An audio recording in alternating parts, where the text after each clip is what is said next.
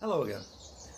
Just a quick video today. I'm just going to be going over some zooms and also some hyperlapses, static time lapses using the Mavic 3 Pro. I'll get the drone up in a bit and then we can see through the screen recording exactly what I'm seeing. I like doing the screen recording because it gives it more of a natural feel, plus you can see what I'm seeing. We're going to get the drone up, then we're going to scope out something to zoom in on. We're going to zoom in all the way as far as it can go, and then we're going to zoom all the way back to 24mm. Right, let's get the drone up.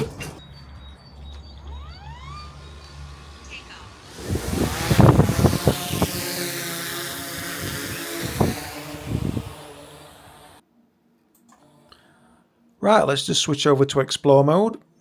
We'll just hit that tab. That's going to give us the maximum zoom which Mavic 3 Pro can do.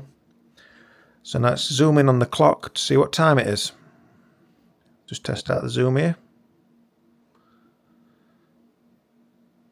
As you can clearly see now, you can make the time out. 2:30 in the afternoon. There we go, you can clearly see the time there, 10:15. Now in this next one, center frame, you'll see a green tower. I'm just going to zoom into the top of that tower.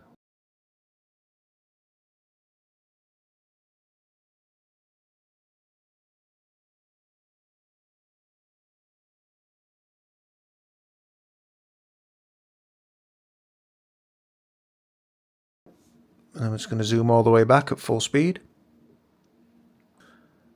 Now see if you can see this before I start zooming in. Right on the horizon there's a wind turbine. I'll slowly zoom in that and you'll start seeing it now, obviously. I'll just zoom into that to the maximum 28 times. You see the clear motorway running north to south there, the M1.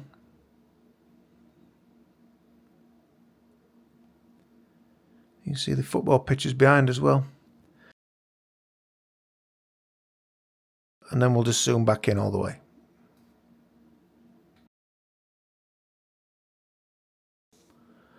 Now this one, approximately 2.2 miles away this is, as the crow flies, Sutton Scarsdale Hall. So just zoom in on that now, it just starts appearing, just in the tree line there. Not a bad day for it today, got good visibility.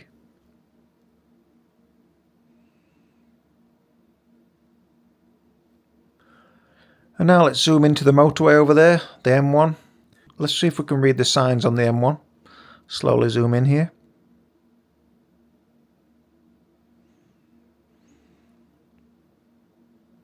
It's becoming clear.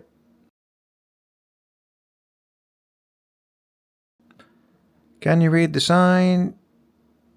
No, you can't. And then we'll zoom all the way back to 24mm. Let's see if you can see it before I zoom in. There's a horse in the field, center frame. We'll just slowly zoom in.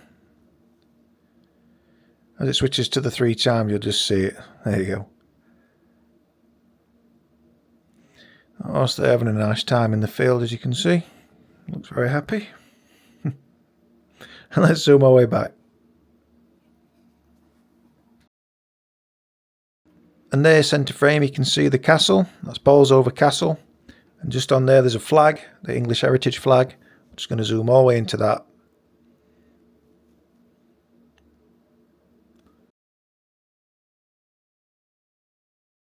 And then all the way back to 24mm.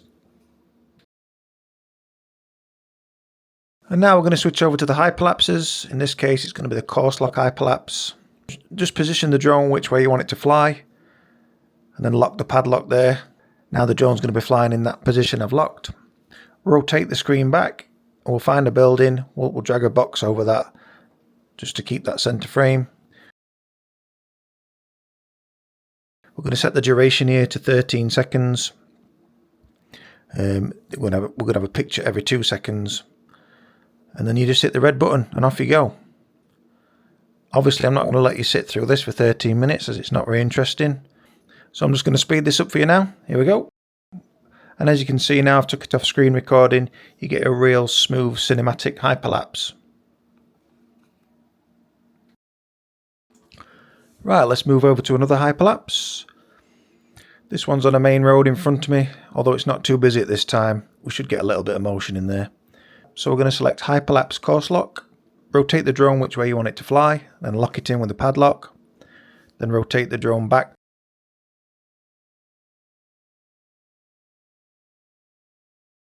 Now we're going to draw the green box center frame, just so it can lock on the road there, and then just hit go.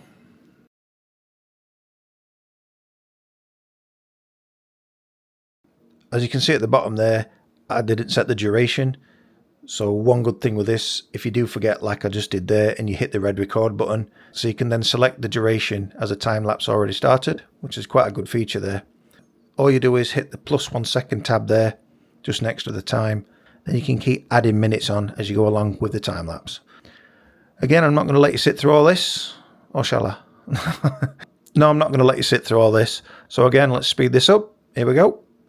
So as you can see there, that busy road is not so busy at this time of day. But I like this shot because it's rotating at the same time just to reveal Bolsover Castle at the top there. And here's another one of Bolsover Castle zoomed in on the ×3 70mm lens.